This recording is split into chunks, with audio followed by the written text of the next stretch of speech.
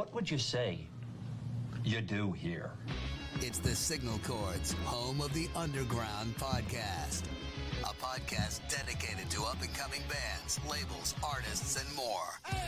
Plug in and join your host, Brad Nunnery, as he dives deep into what the future of music has to hold and discover something new along the way. What else do you have to do? What's up, guys? This is Craig from Sky Caught Fire, and you're listening to Signal Chords, home of the Underground podcast.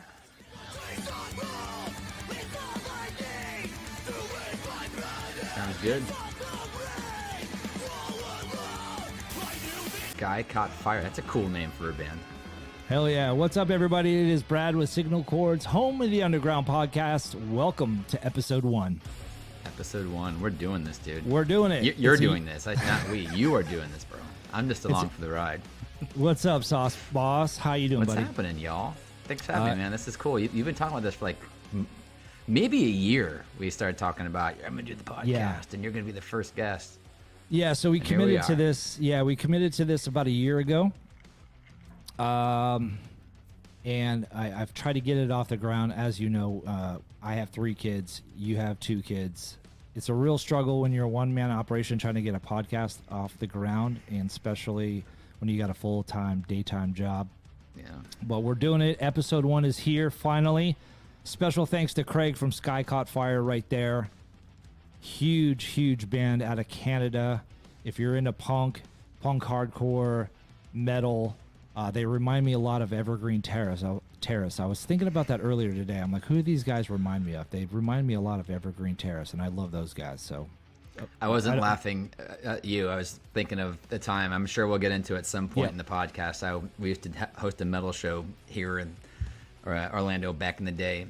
But when me and former co-host Bones Malone's, when we interviewed Evergreen Terrace, and we and we told them how because of Bones' lisp, it always sounded like he was saying Evergreen Terrorist. They thought that was the funniest thing. They were dying. Dude, it's awesome. Dude. So every time I hear, I think, Evergreen Terrorist. Oh, yeah, those guys.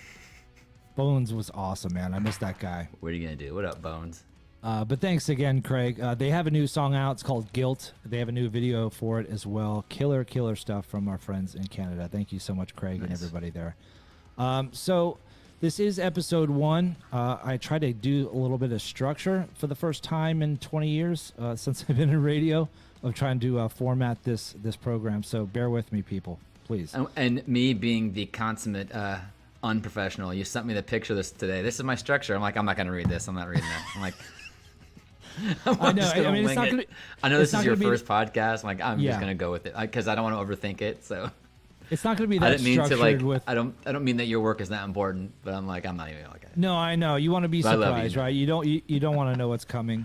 It's mainly for me, so I don't look like a freaking idiot on my first podcast. But I'm hoping to have more structure as the bands come on and start interviewing with me.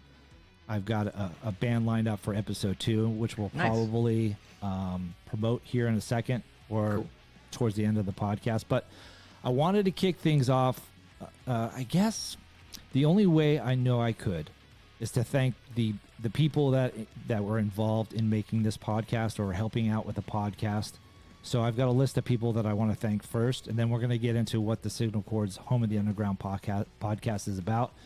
And then we're going to talk how you and I hooked up 20 years ago, and how we became friends in radio here in Orlando. And then we're going to take some questions from the internet is the third segment. So I put a shout out to everybody to see if anybody had any questions. So really good questions from a few different people. So we're going to answer those questions. But first of all, I want to start by thanking Alter Apex, a really cool grunge rock band out of Albuquerque, New Mexico.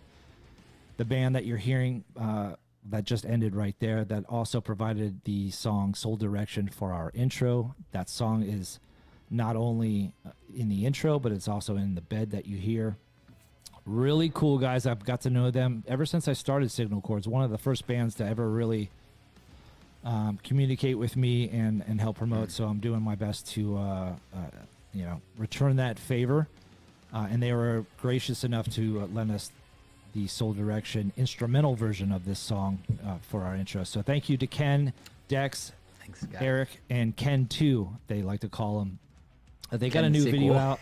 Yeah, there's two Kens in the band, the drummer and the singer, guitar player. So they got a new video out. It's called Beyond the Grave. Check it out. It's on YouTube. Really killer video, really professionally done. You can find them on Instagram at alter_apex is where you can find them. Cool, and I like it. Second of all, I want to thank CJ, who you know really well, CJ Gooderl, former producer of the Fiasco here on JRR, the rock station here in Orlando. Hell of a guy. He is one of the funniest guys I've ever met in radio. Hell of a talent. He's a professional voiceover guy now. He does a lot of spots for a lot of clients. And I messaged him. I hadn't talked to him in a couple of years. I was like, CJ, I've got a podcast thing that I'm doing. Do you mind cutting it? He's like, dude, absolutely. Just send me whatever you want. Send me the script. So I sent him the script. I sent him the audio. He put everything together. And what you hear is what you hear. And it's so really cool to have CJ voice it because he's the voice of pretty much Orlando rock radio here. So it's really so cool to have him. But he's up on Instagram as well, at CJ Voices, or you can visit his website, cjvoices.com. So, Josh, any really cool experiences with CJ? Well, we have some inside jokes, but I can't say them here. not okay. Not on this platform. We'll just leave it there. No, we're it's interesting. Him and I both actually share a fandom of Adam Sandler's music collection, if you will. Music. I love his movies too, but he's got a handful of albums dating back to like 95 or 94 with They're All Gonna Laugh at You. It's like all music and skits. I'm gonna laugh at you. And some of it, there's a few skits from back in the day that we used to joke about all the time that now in 2023 you probably can't joke about anymore. So I was with that, but yeah, we've always kind of shared that love for Adam Sandler. But now CJ's he's a rad dude. He's awesome. Yeah, he's the man. What's up, CJ? I also want to thank Danny Ortega from San Diego. He helped redesign and revamp the Signal Chords logo because I lack the talent to be able to accomplish what I wanted to accomplish with the logo, but he hooked it up. Thank you so much to Danny. He's up on Instagram at Deft Danny. He's a huge Deftones fan, so I think that's what Deft Danny is. But really cool. He's worked alongside some really killer bands that we've helped promote, like Nights Like Thieves, Ready, Set, Survive, and a really cool promotional guy out in San Diego. His name's OC Sellout. He's a really cool guy. So special shout out to Danny Ortega there. Nice. And all the bands that have recorded a promo, like Craig from Sky Caught Fire. There's a lot of bands out there. I think I have like 15 or 20 bands that provided their audio promoting this podcast, and it's all led up to this. And so I'm going to try to implement all the bands throughout all the episodes somehow, some way, but I will. But yeah, we'll get there. But thank you so much to bands like Fake News, who we did the dry run with, Tears of a Fallen Hero, Lame Ass Dads, Glass Grave, a lot more bands. Really killer stuff there. And that's what's great. I mean, even you and I, we've been best friends forever. Like it's the podcast. Your platform. It wasn't meant like you're just trying to get the word out about these cool new bands and things. Sure. It's not meant just for your friends. It's meant for for everyone to enjoy. But it's cool that even as close as we are, like through Signal Chords, I'm discovering new bands. And like I've mentioned this when we did the dry run last week or whatever. But I love Fake News. I'm so into that band right now. They're so friggin' good.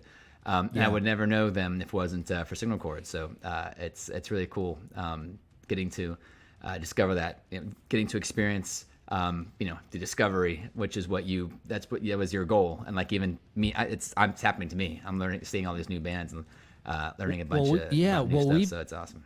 We've been doing that for forever now. Even when we had our little Saturday night show, on JRR, we one of the greatest things is to say, hey, Josh, you got to check this band out, check that band out. And we'll talk about that a little bit more about Against the Grain and all that. And because you know the story I'm going to tell about the band that you played before anybody else did. So the original dry run, we talked about it. But I forgot to press record on the fucking That'll do it every time, man. On the StreamYard, yeah. So, record button. yeah, we talked about a lot of good shit. So I'm trying not to talk about the stuff we already talk about, and then maybe hopefully the audio will make its way out there somewhere. Second time is the charm. So there you go. Yeah. But the last person I wanted to really thank, last but not least, I should say, is my sister Megan.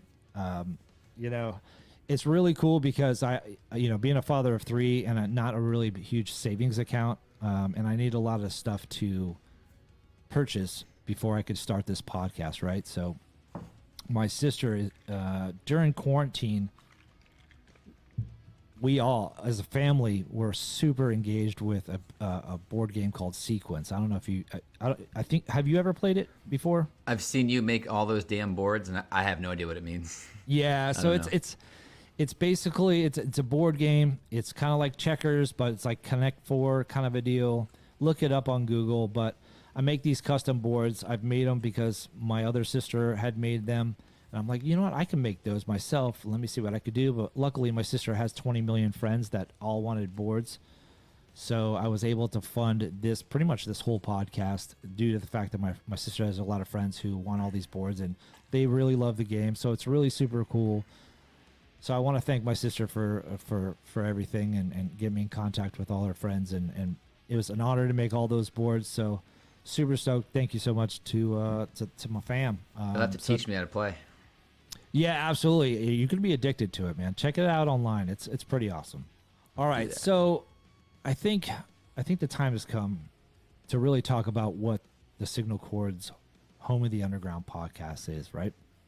What is it exactly? What can people expect when you think of Signal Chords Home of the Underground podcast, and you know me and you know the stuff that I do? What do you think that this podcast would be or could be or anything? I'm interested to see or hear your thoughts on it. I remember our first conversation about this. I think we were at I always think the bar up the road here. I always forget the name of the bar.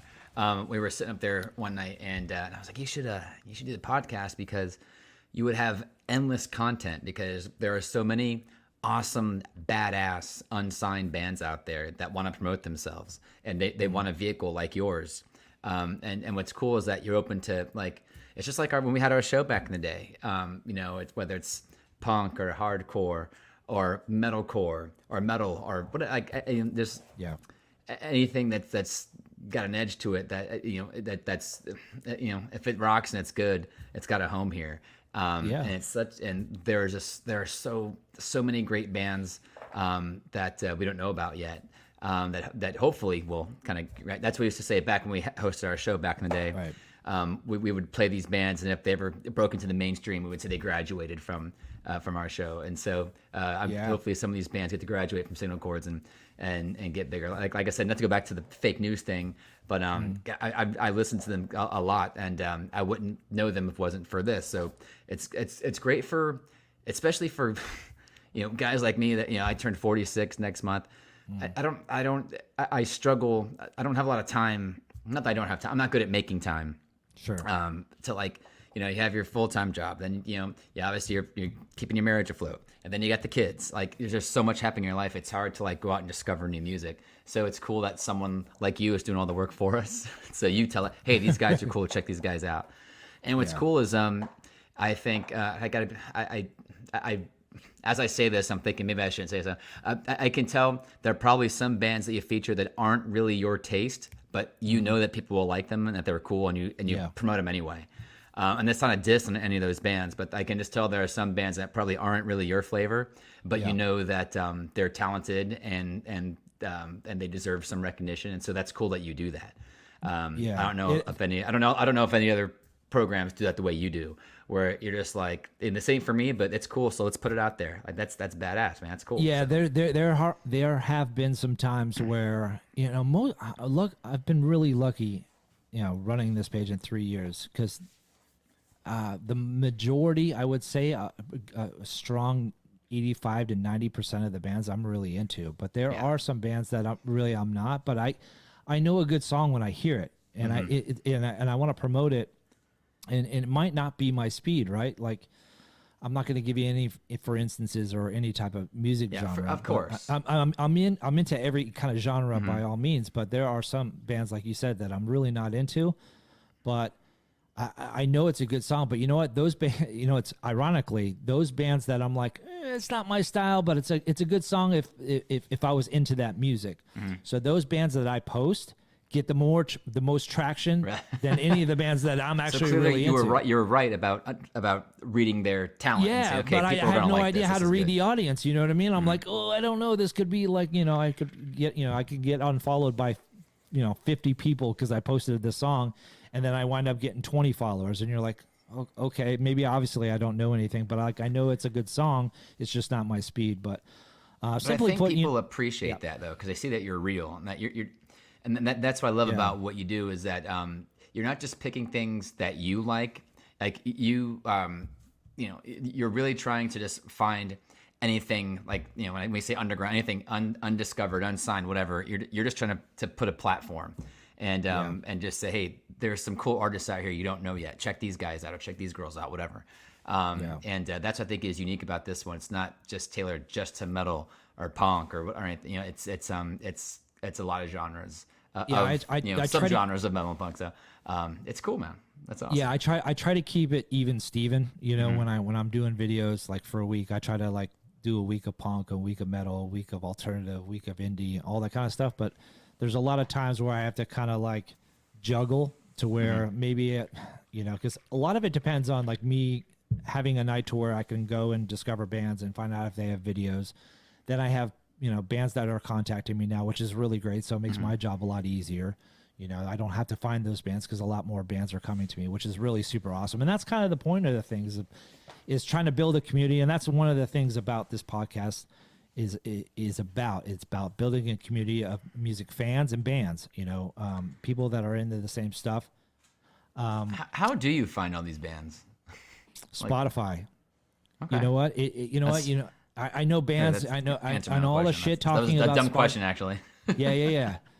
Well, it's the new way of doing it, right? Because the old way of doing it, and I think sense. I told Isaac from I'm getting old, Rock, so I'm fine now. Yeah. I mean, we're in our 40s now. The way that we used to discover music is by reading the liner notes of the CDs or the tapes or all that kind of stuff. And like, oh, this band's into that band. Oh, they're thinking that band. And then you would check out that band. That's the way that we did it back in the day, right? And kids will never know how cool that was. I know, right? Yeah, that was, job well done to all those bands because that's how we discovered bands because the bands that you and I were into, they weren't playing them on MTV. You know what I mean? So.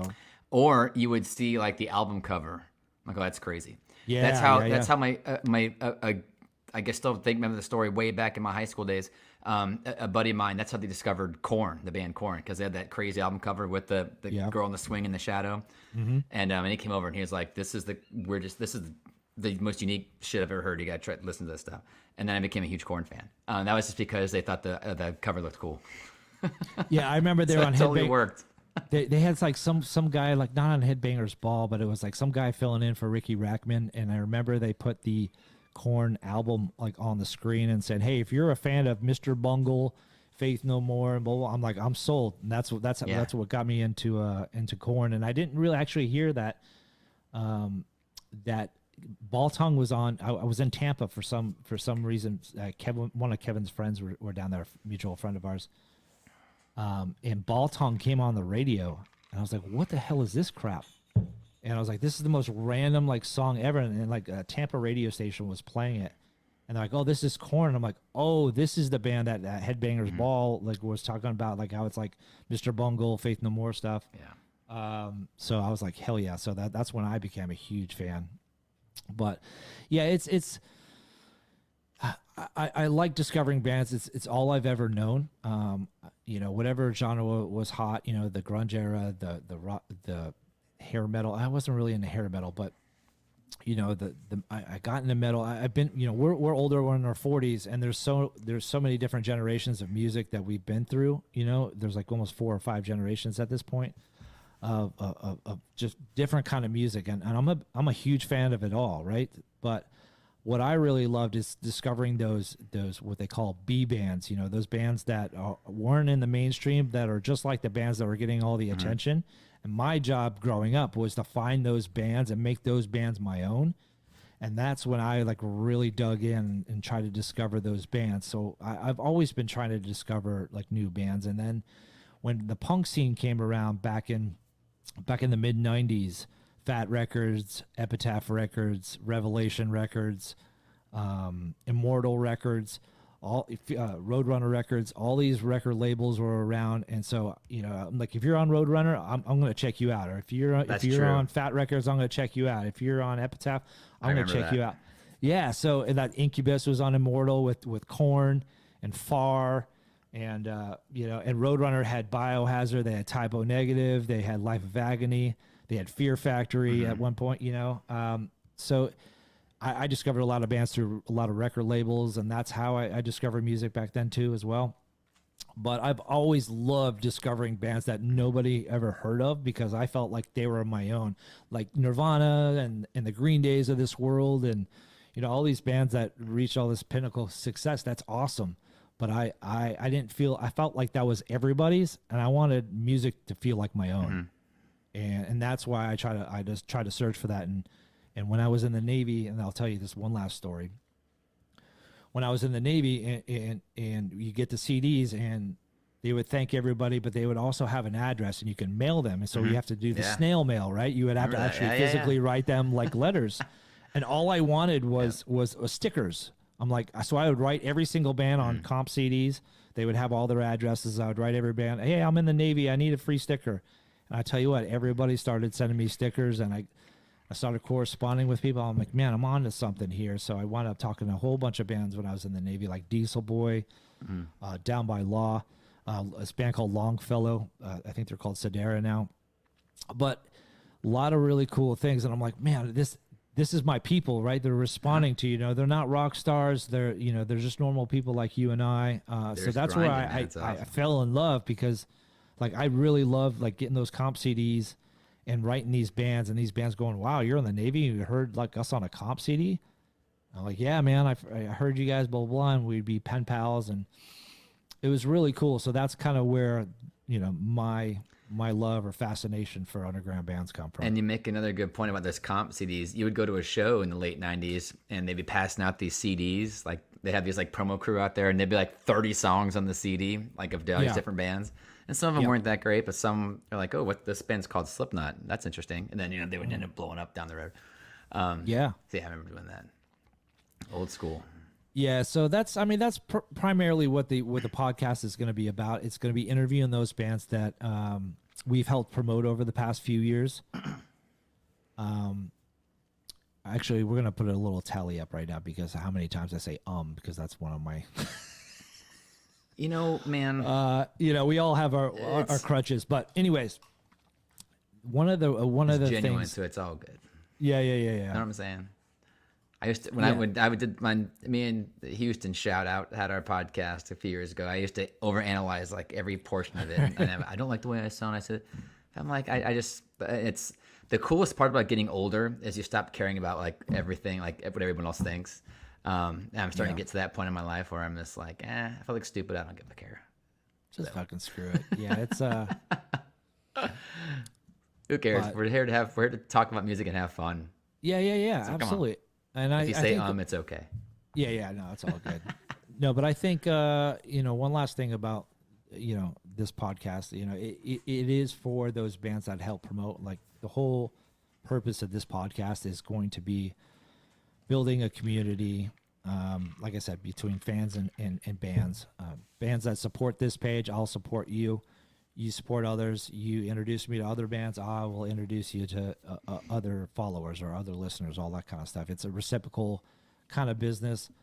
So I'm going to be interviewing bands, and I really want to get to know these bands on a personal level, because I've been helping them promote their videos or songs or albums or even the labels.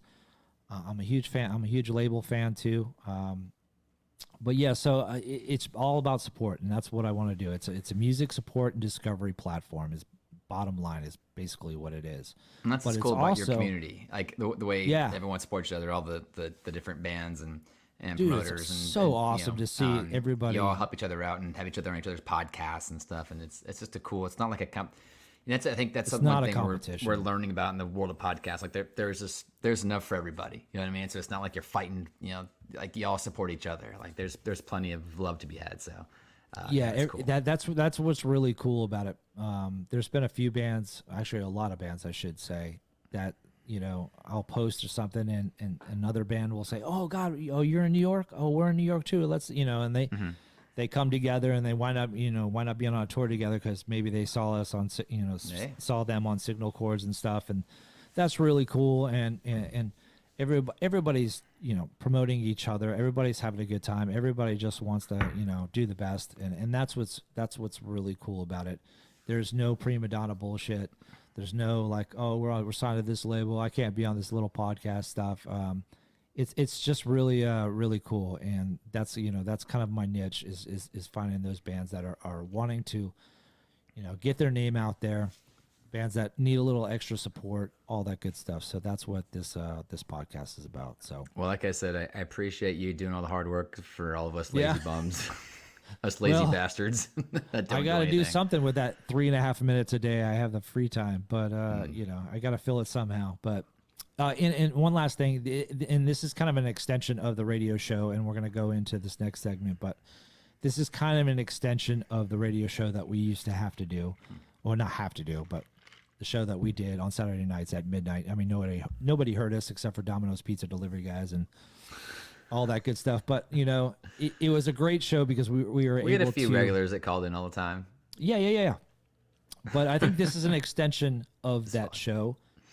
Now, we've been off the air for what, 10, 15 years now? I don't know. It's got to be. Well, you and Bones were there the last, right? So yeah, I guess it has been like 10 years. Wow.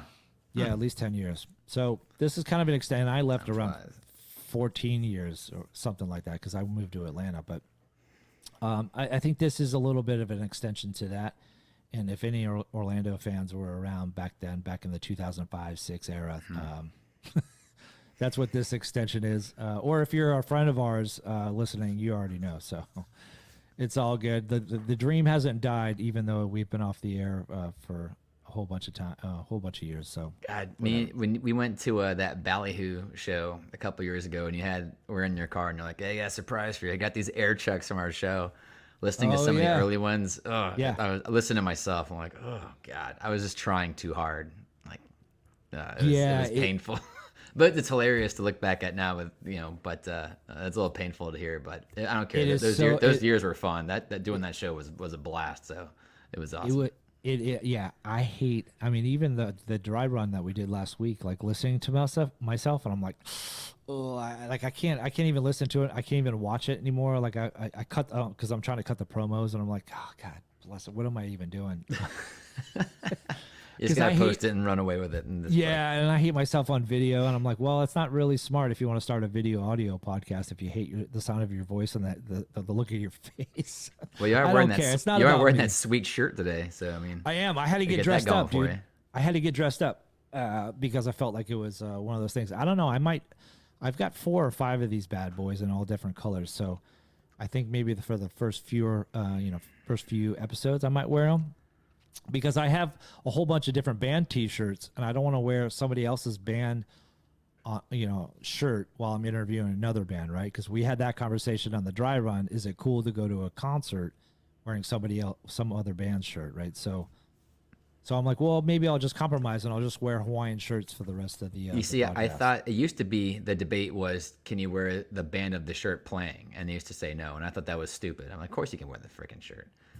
Remember, people used to like that was the whole thing. Like, you can't wear the shirt of the band that's playing, and that's why I always go back to Trivium because they were the first band I ever saw that they were on stage and they're all wearing their own shirts, and I was like, that's incredible. I love that. And then we interviewed Matt Hafey, and I'm like, you're the first band to do that, and we're like, what is there a reason? And he's like, marketing. He's like, we sell a shitload of shirts when we wear our own shirt on stage.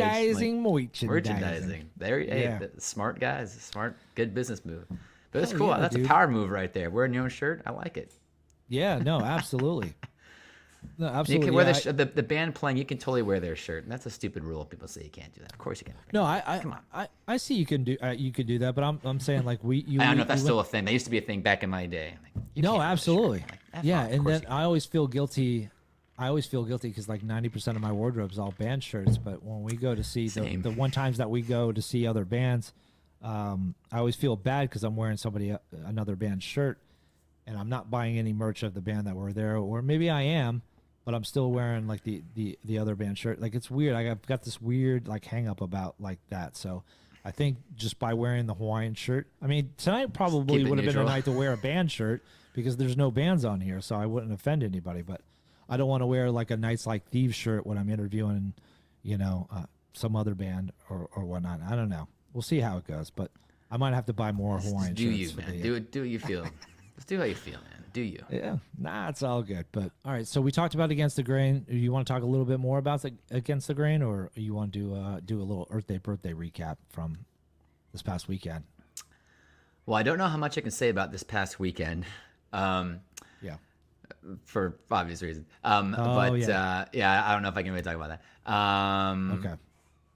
Fair enough. The coolest part about doing ATG was that we really did have full reign to play whatever we want to an extent. Like we had to be careful with like certain content and cursing and things like that. But it was we were really allowed to kind of do our own, build our own playlist and discover our own bands and do what we wanted to do.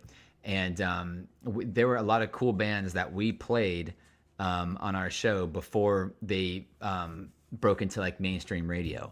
I have to tell the story. When you came into the production room, it's so weird. Like I can't remember what I ate last night, but I can remember like, 15 years ago, Nunners came in and were like, you gotta hear this CD. Right. And you had this CD in your hand back in this, people still sent CDs. Yep. And you were like, this is the most different thing I've heard in a long time. That's so fresh. You gotta listen to it. It was a day to remember for those who have heart. And we're like, as soon as I'm like, we're playing this on the program. There's like 3 or 4 songs on that record that we played. Mm-hmm. And then obviously, they ended up eventually graduating from the show. And now they do worldwide tours and they're huge and they're awesome and they're still out there rocking and they're badass. But because of you, I mean, this is like 04 or 05. I don't know. I'm forgetting whenever that record came out. For those that are, yeah, I'll look it up. Google GTS that stuff. Yeah, I'm like, we had to be the first program to like play the to play Day to Remember. We had to. Because we had we were allowed to. We could play whatever we wanted to do. And that came in from Victory, and you were like, this is the most, I've never heard anything like this. And what I love about that band is, we were early on them. We started playing them. We had them on a couple of times. We interviewed Jeremy McKinnon. He's an awesome dude. He was on the program a couple of times. After they came out, I mean, they were like the first, we used to see them at shows and they would laugh. They would say, we're a pop punk band with hardcore breakdowns, which is a pretty good way to describe their music. It was so unique at the time. But then like after they got popular and successful, like every band that came out sounded just like them. And that's not a diss on those bands. They're all cool bands. And I would never call them up by name, but I'm sure they remember. I'm sure they know, the bands in question. But they just started a movement, and it's cool. And going back to my Korn days, I was huge into Korn in high school. They're still like my favorite band. And I was a complete Korn fanatic back in the day. And then after they got popular, then all the bands started doing. All the bands are wearing Adidas, and they're copying their style. And and it's cool to discover those bands that try something new, and then that's like the trendsetter. You don't get many of those bands, at least in my opinion. Not many of those come along in a lifetime, and we've been lucky to have a few of those types of bands that just kind of changed the game. And I've always felt like when you brought in that I remember CD, that was a game changer. And I remember this. I remember the song. It was the plot to bomb the Panhandle. Yeah. Mm-hmm. And I was like, oh my God, that's great. And I'm like, are these guys from Florida? And I saw that they're from Ocala, which is probably about an hour and a half away from us. Almost 2 hours away. On the way to Gainesville. I'm like, well, they're pretty, on the way to Gainesville. And I'm like, well, they're from Ocala? Hell yeah. There's like nothing in Ocala, but they're making this freaking music. Hell yeah. They're like probably playing in some freaking U-Haul storage like facility or whatever. Just, like. I remember Heather and I went to see him at House of Blues. They opened for somebody.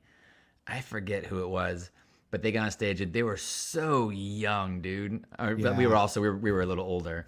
They were like 17, maybe. I don't know. Maybe they were a little older, but they looked like they were children up there. But they killed it, absolutely killed it. The crowd was going bananas. It was awesome. Yeah, no, it's bands like that. You were the first, man. You got them played, man. You were the first. I would love to see when they actually hit the airwaves, but that record came out in 2007, so it was around that time. Well, at least according to Spotify. But yeah, that I used to love it when Victory was one of those labels that used to always send us they would send us a lot of load of CDs. Then there's all the death metal labels that used to say like Metal Blade and all those kind of stuff where to have like the bands that have the logos like this, and you're like, oh crap, I don't know. I can't. I don't know if I don't know if it's good for our show. But people loved that. People ate it up. That corporate radio was playing that kind of stuff. And every once in a while, we'd play that real brutal stuff. Yeah, we play a little Cannibal Corpse once in a while. Yeah, I mean, we played everything. Like my little catchphrase was, we played everything from Slayer to Flog and Molly. So if you have like, two opposite ends of the spectrum, it makes for a good show. Yeah, and we had a lot of really cool memories. We had this idea. It was a metal show, and we're like, we're gonna mix in some punk. It's going to be cool. It's going to be awesome. The metalheads hated it. Oh, my God. They were so... all the metal fans, well, I can't say what they called us, but they were not happy that we were doing that. We're like, come on, don't you guys like... You guys don't like Real Big Fish? Come on. Like, metalheads don't like Real Big Fish. But come and think of it, like you said, we were playing like, your Slayers and your, some of those other types of bands. And then we're playing Flogging Molly, Drunken Lullabies. Yeah. It was like kind just of a train confusing wreck, but the it was living cool, crap. I thought, yeah, man. we did our best to blend everything. Like we didn't get too far off the tracks. For sure. It was interesting. I think the punk kids, were more open to the metal than metal kids open to the punk. We got a little bit of hate for that, but we used to get a bunch of remember getting jail mail. We would get these letters for anyone not familiar. We would get these letters from prisoners in jail, and they were such big fans of the show. And some of them would write some pretty messed up stuff in there. But we would always joke, like, man, like, if I ever do something stupid and go to jail, I'm going to be so protected. Like, yes, I'm from ATG. Yeah, we're going to be rock stars. Like, we're good, right? You guys are going to protect me? Yeah, I'm sauce boss. We had a lot of, had some fans in jail, man. That jail mail was, in Vegas, some of it was kind of scary. Vegas, the host would read a lot. He would read in his prison voice. He'd read the mail on air, like in his prison voice, like some like tough guy or whatever. Yeah. Hey, sauce boss. Oh my goodness. Forget how he used to do it, but a lot of really cool times. A lot of really cool things that we did. Jail mail. Oh my unfortunately, radio doesn't allow for those type of programs that much anymore, if at any. But so rest in peace, Against the Grain. It was a good run. And that's why, the birth of the podcast came. And so we're able to do what we're doing right now. So it's, we're really lucky. But I wanted to have you on as my first guest just because, we have that history with our show. We have the history with being friends for 20 years. So thank you for doing the show, by the way. So 20 years. I know. Flying it's crazy, by. man. I mean, we've gone through kids, marriage, and well, we haven't gone through marriages. So we're still on our first marriage, both you and I. But still there. We're still there. We're still cruising. I'm hanging by a thread, but we're there. No, I'm kidding. My wife loves me. But you know what I mean. But I mean, we've done a lot of just monumental things over the past 20 years. We both made career changes. We both got married. We both started having families and all that stuff. And it's really cool to have you on the show as my first guest. So hopefully you do a lot more shows. We've always had this mutual appreciation for all types of music, and that's something that I've always. Yeah. I'm so happy that I'm a child of the 80s. I was born in 1977, but raised in the 80s and the 90s. But like you hit on this a little bit earlier. I feel so lucky because we got to see we went through all these musical trends growing up, and we got to see the birth of some music. Like we went through when I was real little, we would play around the house like Billy Joel and Eddie Money and that kind of stuff. And then I remember being like 6th, 7th grade, and then it was like hair metal with like Motley Crue and Poison and Bon Jovi. And then we saw the birth. Well, hip hop was born, I think, in the late 70s, but when it started to get, a little bit of mainstream love, or at least, for people like me, that had discovered hip hop, we got to see the birth of hip hop. And I guess like my first cassette tape I ever bought, my mom bought me, was Run DMC Raising Hell. And it still holds up to this day. It's still so good. But I love all that old school hip hop stuff. I remember, I remember being in 8th grade. Oh, I gotta be careful in case my mom might listen to this. I remember being in 8th grade, and that's back when it was when 2 Live Crew when they had as nasty as They Wanna Be. Yeah. And it was this big deal because it was like the first record that was like banned. And it was all over like the news, and like you're seeing all these like politicians that were protesting it, and that was like the birth of the parental advisory sticker and all this other kind of stuff. And hang on, my dog is killing me. Santa Claus? Give me a second. Is Santa Claus in the background? Is he delivering presents? No. So we have this bell when the dog wants to go outside, and our cat is in the patio, and the dog is like freaking out, wanting to get in the patio. Yep. Talk amongst yourselves. I'll be right back. All right. Yeah, no worries. What are you guys doing? All right, I'm totally back. I didn't want to let her out because I didn't want her to start barking in case she barks. Oh, yeah. No worries. But I remember when the 2 Live Crew, when that someone finally had that tape at our school, and it was like, remember when it was like a recording of a recording, and so it's this dub tape, and it was like, I remember when I had it, when it finally was like my turn, I remember taking it home and thinking like, oh my God, if I got caught with this, I'd be in so much trouble. And I felt like such an outlaw. And I had to go and like dub it myself and bring it. Man, like, okay, no one's looking. You're like hiding in your jacket. Back when music was super dangerous. Yeah. And then we saw the birth of, at least for me, when, I got in. That's why after hip hop, I got into like Pantera, and they got into metal and punk and everything. And I don't know. We just got this. I'm sorry. To backtrack. We saw the birth of grunge when Nirvana came out. I mean, I can still remember hearing "Smells Like Teen Spirit" on the radio for the first time. And I don't care what kind of music you listen to. When that song came on and you weren't familiar with it and hadn't heard anything like it, you're just like, what is this? Oh my God. It just, your ears just perked up like, holy shit. And so, I feel so lucky in my 40s that we got to go through all these, these musical genres and highs and lows or whatever, and trends, I should say. We're so lucky to do that. So that's why I like everything. I like I said, I love Korn, I love Machine Head and 36 Crazy Fists, but I also love like the Wu-Tang Clan, and I love Billy Joel and Elton John, and I just listen to everything. And even as I get older, even stuff I didn't like, like 20 years ago, I'm starting to get more into classic rock. Like I'm digging like a lot of Pink Floyd and Led Zeppelin, stuff I didn't really care for in the past. I'm just into. I like everything now. Even my kids, like my son is into. Oh God, what's that band's name? Is it AJR? I think there's and they got they have some cool stuff. Imagine Dragons. My kids love Imagine Dragons. Those guys are cool. So but like back in the day when I was going, especially like when I was in my real metal phase, like if it wasn't like heavy hardcore metal, I was like, this sucks. Nah. Right. Sure. But now I see it's okay. You can listen to Machine Head and you can listen to Elton John, and that's okay. You know what I mean? Like you can listen to everything. But I think it's because of our upbringing. And I think go through all that stuff. And then I'm sorry to go back with 2 Live Crew is also NWA when that tape floated around for a while. Like I got the NWA tape and listen, you're like, oh my God, are they saying fuck the police? It's like at the time they're like, this is unbelievable. I can't believe this is on a record. Oh my God. I got Easy Easy Does It. That was it for me. I wanted so everything. I wanted everything West Coast. Give me Easy E. Give me the DOC. Give me DJ Quick. Give me all those West Coast guys. Yeah, man. But no, I see your point.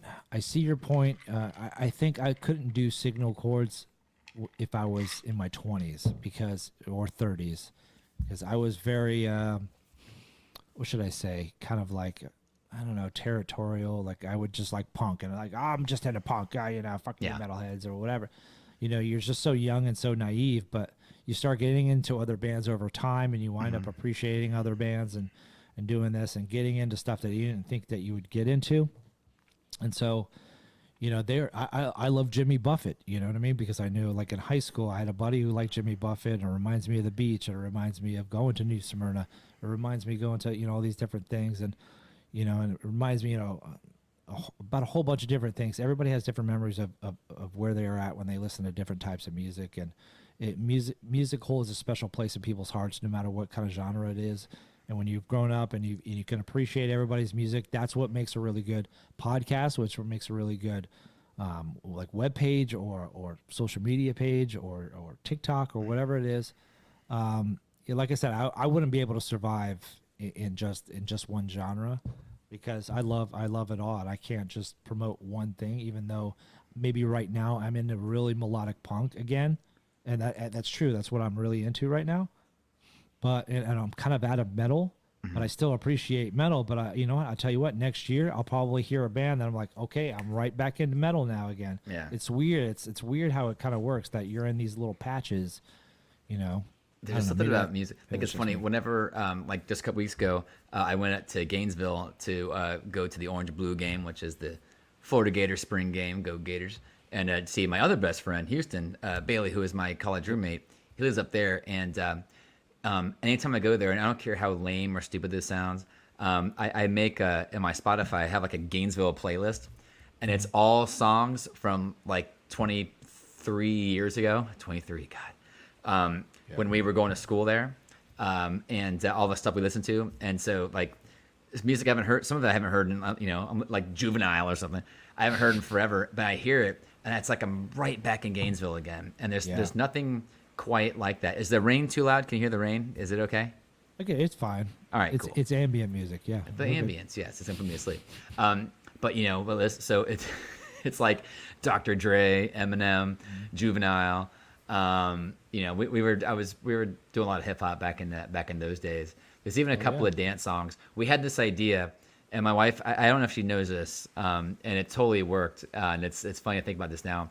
When we moved into our second apartment there were these girls across the hall, and we're like, oh, we need to break the ice. But you know, we got to meet. You know, of course, when you're young, single college dude, like we got to meet these girls. And so, like let's we went in, and I can't even think of the artist, but like all this like this poppy techno dance, whatever was popular. We found that, we put that CD on and played the music so they could hear it. And it totally worked. And they're like, oh, hey, we heard you guys playing some music. We just want to introduce ourselves. I'm like, that freaking worked. Was it apple bottom jeans? Boots with no, it was, I can't sing it. I have to find the, you know what? Yeah, dude, let me know what it is. But, that was the I mean, it wasn't like a hookup type thing. We ended up becoming really good friends with, and they all had boyfriends, and we ended up becoming, like, we all ended up becoming friends. But it was like, we're like, oh, well, let's play something that we think girls will like. Yeah. On his little CD player. Yeah. And it worked, and they were like, oh, well, we heard you play the music, and we thought it sounded cool. We wanted to come and say hi. And nice. And so now I'll listen to some of that too. It just puts me in a good mood. But there's like, you can look at, this has been said before, I'm sure somewhere, but like you can even look at old photo albums and things, but nothing can like transport you to a certain place in time, like music does. You know, like I said, Run DMC was my first cassette tape, and when I hear it, I can still, I picture myself in my mom's car, and she let me play the tape, and we're rocking out to Run DMC. My mom is awesome. Yeah. You know, and we're awesome. Just, you know, you be illin'. Just rolling, dude. You be illin'. Yeah, God, I love Run DMC. It's more fun now. Like I went through my phases, like you said. There was definitely like I went through before I was in my Korn phase. I was in my Green Day phase. I went through a huge Green Day phase in high school, where all I listened to was Green Day, and I didn't care. Green Day and Offspring was like all I listened to, and I didn't like anything else, and I didn't want to accept anything else. But it's way cooler now to like everything. Especially we've been in radio for so long, and I think that's why you think of artists right now like Jelly Roll is huge right now. He was a rapper that is now crossed over into country and rock. So you're thinking, hip hop, country, rock, all those genres together. I think a lot of people that makes sense to people now. It's like, okay, I get it because I like all those genres, and and I think we're going to see a lot more artists that are kind of doing that kind of thing where they're a little bit of everything. And I think that's awesome. I think that's super super cool. I like a little country as well. I like a little bit of everything.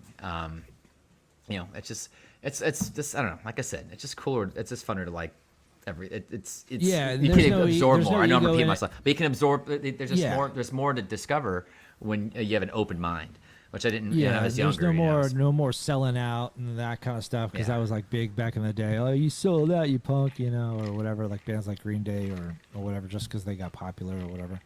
I don't even think bands like really sell out anymore. We're beyond that. Like I don't even care if they do.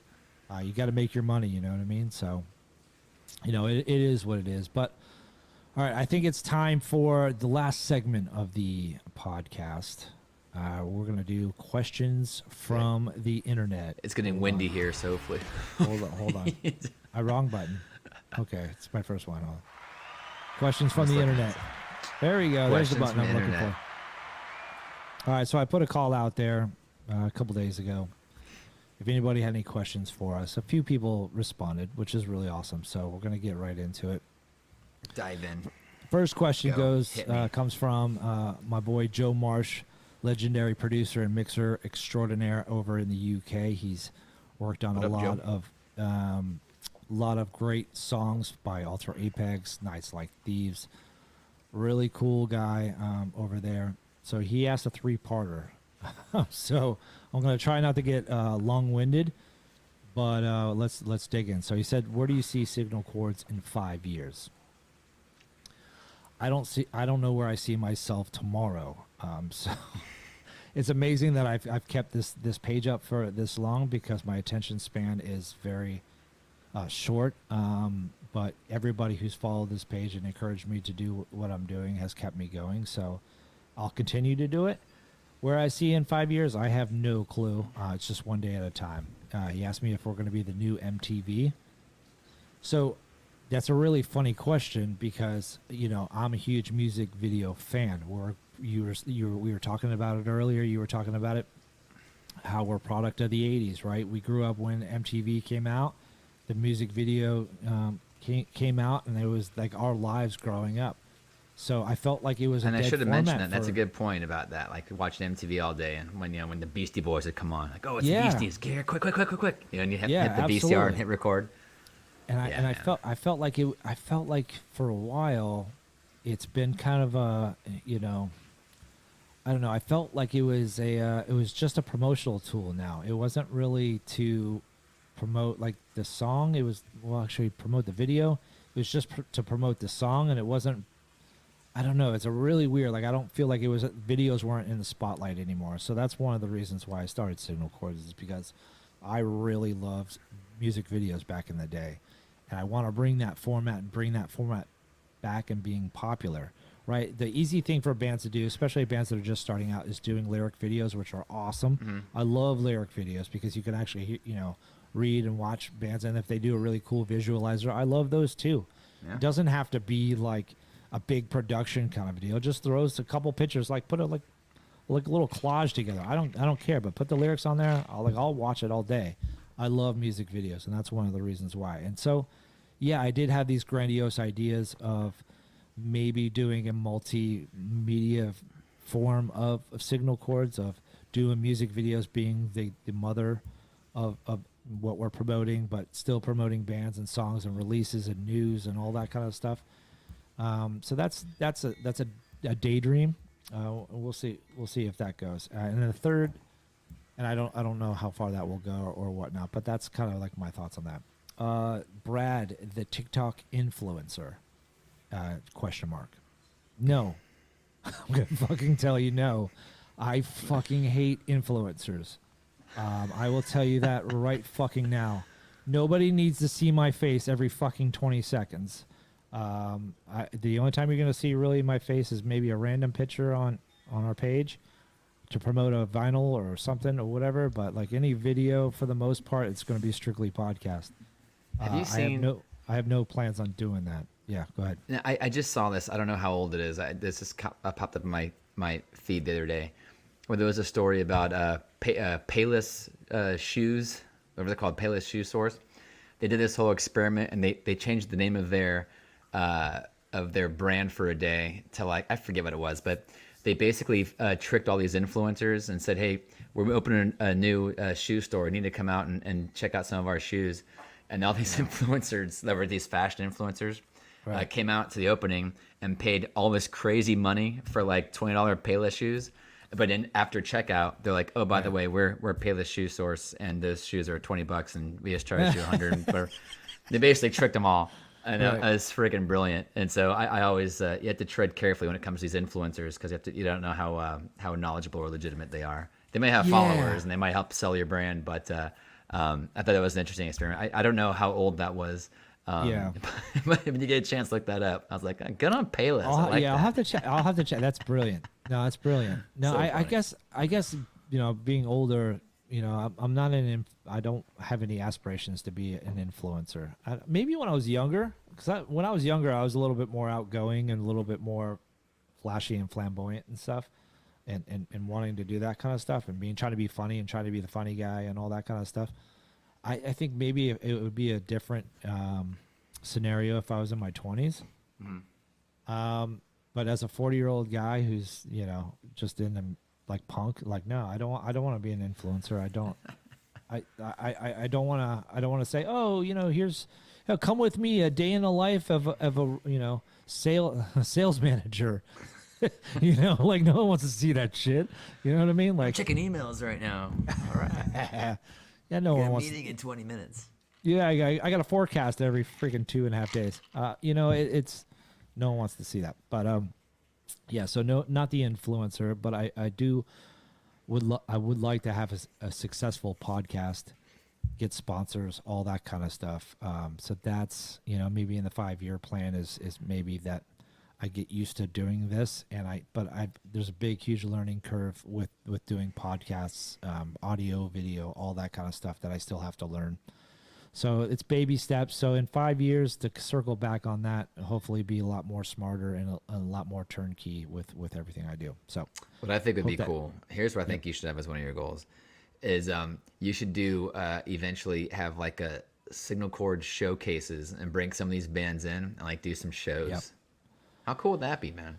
So yeah, it's I mean, no, it's not cheap to do that kind of thing, but that would be cool, right? To like sponsor some shows and like even if it's not just here in Orlando, but around some of these areas where it can be like Signal Chords, presents blah blah blah. Yeah, so the guy I was just feature some up and coming bands. Yeah, so the guy I was telling you about earlier at the beginning of the show, his name's OC Sellout, and he's a huge promoter marketer guy. And he does that. He has OC Sellout Fest, and he's got like 25,000 followers. But he gives away tickets to shows and all that kind of stuff. And then he creates like his own show. They call it OC Sellout Fest, and there's a lot of really cool bands in San Diego. It's super freaking cool. And I thought about it. I'm like, man, maybe I can be the East Coast. Because there's Orange County here in Florida. Maybe I can represent. Maybe we make it a what do you call it? What do you call it when you buy a Firehouse sub? What do you call it? Like when you buy a chain? Like a franchise? Like a franchise. Like OC Sellout could be a franchise, and I'll be the OC like a Sellout sub? East Coast. Yeah. No, so that's come up. Record label has come up. It would be really cool to run a record label, but I know there's not saying that I'm only after money, but it's just one of those things that have to be a passion project in order for me to do it. When I've always wanted to work for record label and all that stuff because I have so much love and respect, and I know you did too, right? I was gonna say that was like my early, really in my youth. I wanted to do like A&R for record label. I wanted to I wanted to go and like scout for new bands and go to like random cities and go to these little shithole clubs and find bands playing and find the next big whoever. So that would be super cool. Yeah, I'm too old for that now. I can't. If I left for a couple of days, my wife would kill me. Dude, we didn't start our podcast till like 9:15. I'm usually I'm in bed by now usually. So I know. The fact that I'm here, I'm pretty happy about that. I cut a little short highlight reel of me waiting for you, so I'm probably gonna post that. I had to put the kids in bed. Probably tomorrow, like a little clip of different things of me. But all right, so let's get into the next question. This next question comes from a really killer punk rock band out of Long Island. They're called Half Dizzy. They recorded a promo for us as well. Dizzy Doll did. What's up, guys? So they asked this is a two-parter. So everybody's asking more than one question, which is awesome. So nice. Half Dizzy asks, how long have I been doing signal chords? The short answer is since 2020. When the pandemic I think you started hit. during the pandemic, right? Yeah, it was either 19 or 20. So I think it was like the beginning of 2020. I think it was right when the pandemic hit. Memory serves. Yeah, like when I actually started doing music videos, because there was a lot of different incarnations before it actually became signal chords. But yeah, so that's what the answer to that question. What inspired you to start promoting indie artists? I think we covered that. If you've been listening, we've covered that. I love indie artists. I love it. I love discovering new bands. That's why I was telling you, nothing man. better. When we were recording the dry run, I made a metaphor. Like it's like Point Break. You're trying to find that ultimate ride. The ultimate rush. And I'm still looking for that perfect song. So that's the best way I can say why I love indie bands. Well, I was telling you, going back to we're sitting at the bar. If doing the podcast, you're going to have this endless content because every town, every city has got this undiscovered talent, or even talent they're signing any labels. Just this someone you may not have heard of. Now, not saying that they don't. The bands have followings and have fans and that kind of thing and doing shows. But I love how you focus on the underground bands, the indie bands, the indie signed and the unsigned that are still doing stuff on YouTube type thing. And I think that's pretty cool. There's so much talent out there. When you hear some of these bands that that you're just discovering, and you're like, man, these guys, it's badass. There's just so much good stuff out there for people to hear. Yeah. It's cool that you're giving these artists, an extra platform. Thanks, man. Appreciate it. And just think, all awesome. It takes is once when they get big and they thank you and they say thanks Signal Chords, you'll be in the liner notes like we talked about. Yeah. Then you're gonna blow up. And there you go. Put me in the liner notes, motherfuckers. It's all reciprocal. That's all I asked for. Yeah. Or sit stage left or stage right or whatever when they sell out the Amway Arena. But dude, it's awesome. All right, so I think we got to wrap it up. I think we're a little bit over an hour now, so I think we're going to wrap it up. I think that's all the questions. I know there's probably going to be some more down the line, so we'll wait for the next episode. But I think now's the perfect time to announce when. I shouldn't say when or who will be our next guest on the Signal Chords Home of the Underground podcast. Drum roll. You ready?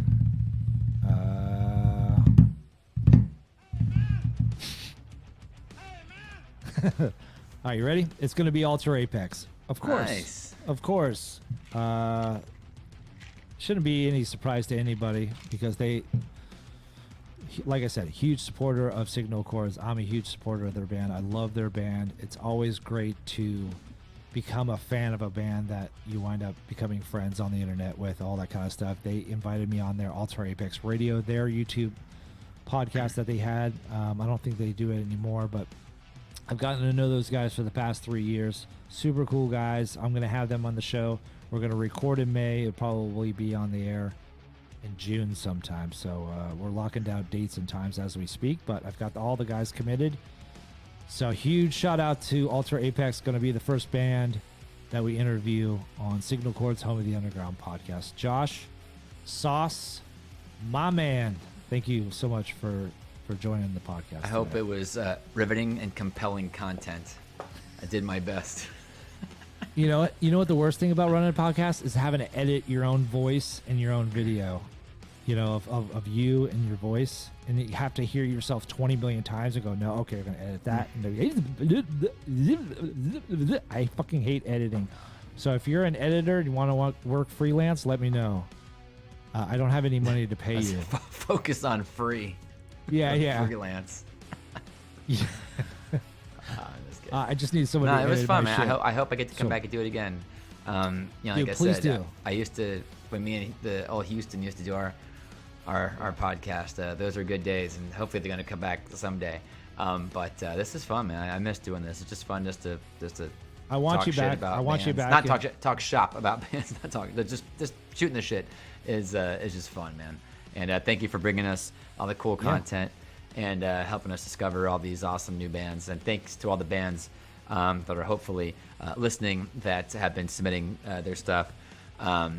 People like me aren't very vocal to them, but we appreciate it because I'm not very good at finding these new bands, and so I count on you to show me who's cool out there. So I need you to keep doing that. So I keep my content, my library fresh, and so when my wife gets in the car, she thinks I'm cool because I still know these new bands, even though I just play what you tell me to play. So this is cool, so it's cool, so I'm gonna play this.